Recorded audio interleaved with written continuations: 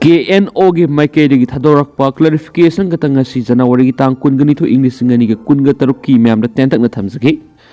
Kuki National Organization na yaning da phong dorak dona Mayanglambam husband of singno haukip ki mapuroi ba si sakhang da khulai pai sing hauki ba tang kunga matui tha ma English ngani gi kunga taruk champur gi tuibong di haibadi ngarang pha duna pukhi ba amasum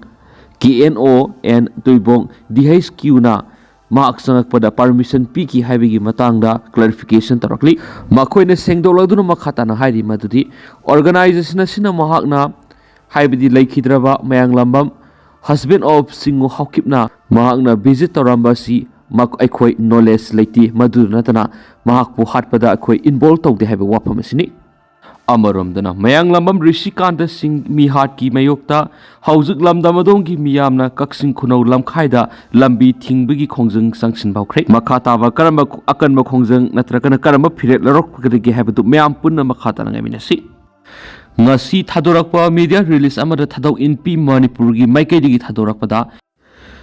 Thadou NP Manipur gi maikaidigi Thadourakpada Chuchangpur gi mihat akanba mongna condemn tawbaga loinana Kuki theorist ki thawong si akan mamonu yaning da phong dokre hairiba thagdo singarang January gi tang kunga mathu English ngani ga kunga tarukta Susangpur district ki manung sana leiba toibong da Kuki theorist khulai paiba singna sino hokip ki mapuroiba Mayanglambam pharaga puraga tamthina hatkiba si condemn tawri jaga asida operating tawriba su groups su satnariba Kuki National Organization amasung toibong DHQ authority degi Mayanglambam lakpaga mari lainana approval maoinana laukheba wapham yauna hairiba thagdoksing asina lawless oiraba section de haibadu takle heba wapham yauna phongdokli Thadou NP Manipur na haujimak demand taroduna athuba matamda authority sing hairiba senariba miyoi sing mathakta action logadabani logi matung ina ahakpa serak pigadabani government gi maikai digisu law abiding citizen sing safeguard pigadabani sigumba terrorist action stigi ngakthoknabagi damakta prevent tawgadabani hadi e kaplubadagi matai manaw masumasa HIV positive oire haiduna wathok oiri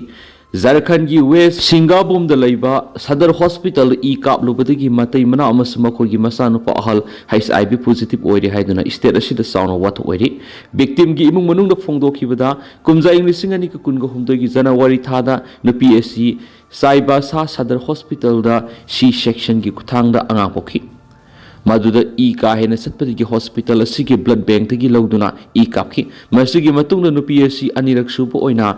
mamang sahi gi June thada miro lakpa matamda check up tawba satlubada HIV positive oidun leramkhibani masigi matung ina nupa du su test tawthokpada HIV positive oidun leramkhi masigi matung tha sigi ani da ani suba angang poklaba matung makhoi gi ahan masa nupa du narakpadagi test tawrubada HIV positive oidun leramkhi ani suba ningu kai ba thawdo asi hospital na infected oiraba EP duna kumja English ngani ga kungu humdoida ka phankhibadagi thokpani Mari lainaba singna miyeng sangbiduna mara laiba miyoi sing serak pibiyu amasum asiguma thawdo amhana thoktanaba yengsin biwaki panba yabadi mamang segi October thada hospital asimaktada layeng sathaduna leiba angang manga da hospital asigi official singna HIV infected oiraba ibu khangdaduna kaphanbadigi angang manga mak HIV positive oiraktuna sauna wathok thokkiba amasum miyam pena khidaba thawdo laikhrabani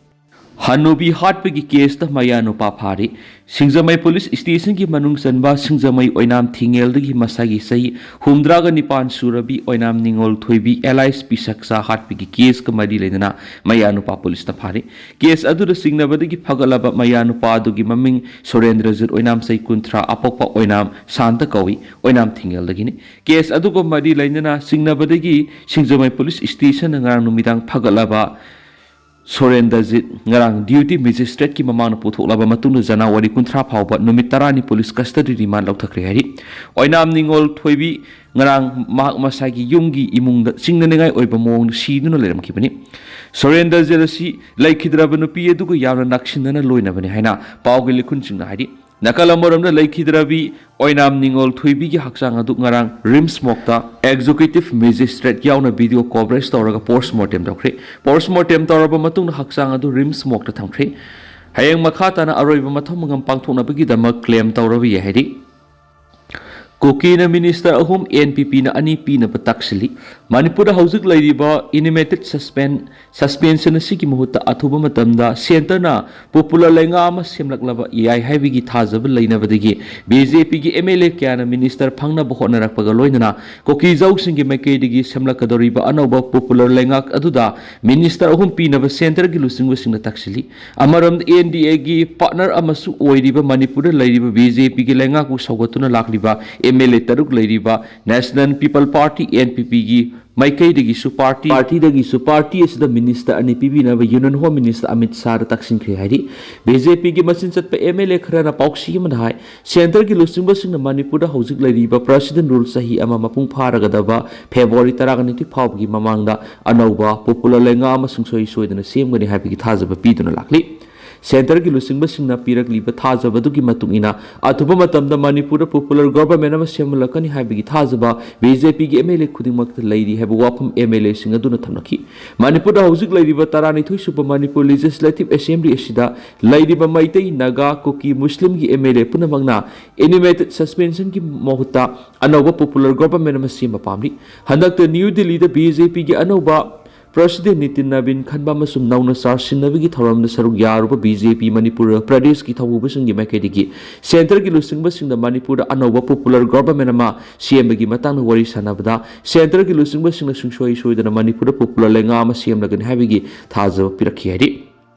Lakliba January kungani pani ki haugadoriba parliament ki budget mi phamamangda state asida popular lenga ama semlaba yai haibigi thajaba haujik BJP gi MLA singna thajnari karigumba budget session mamangna semdrabasu parliament ki budget session manungdasu Manipur gi popular lenga adumak samlakpasu yari haina BJP gi MLA singa dunu phongdok keri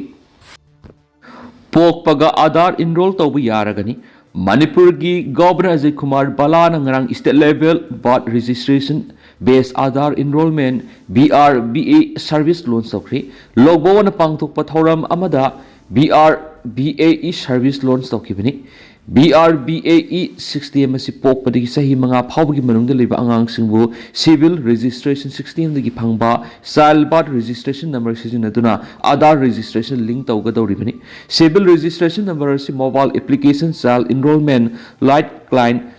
CELC sijinaduna lawgadabani hairi kongthang asi birth certificate amadi Aadhaar enrollment sauna kanaba piragani haba wapham thamladuna state asida ahanba tangkaki oina Directorate of Health Services Manipur gi makhada leiba health facility kunga homdoida Aadhaar enrollment gi khudong saba phanglagani makhatana Aadhaar enrollment gi dama UIDAI gi na CELC kit 23 section tawragani haba wapham su amana phongdorakli nakala maramda ngarang Kangpokpi district administration lokhatpa akhanaba khongtham oiriba Hope Ground Black Rice ngasi Manipur gi Governor Ajay Kumar Balana launch tawkhri logbawana pangthokpa thoram amada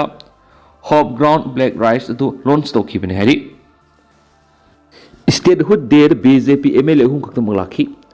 Manipur Lengana Sinduna 1st Battalion Manipur Rifles Parade Ground Pangthokiba Yankhiga Mangarak Shuba Statehood Day Palan Thoram State Asigi MLA Hunkak Laktuna Sarugyaki Manipur gi Governor Ajay Kumar Balana Sip case oiduna Pangthokiba Ngarangi Yankhiga Manga Shuba Statehood Day Thoram Madu Sarugyaki MLA Singa to BJP gi ngaktani BJP gi MLA Singa to Bisnupur Assembly Constituency gi Gobidas Konthauzam Nambol Assembly Constituency gi Thonauzam Pasanta Kumar Masum Langthabal Assembly Constituency gi karam syamni atai ruling party BJP ki MLA sing yawn state asigi MLA amata lakhidi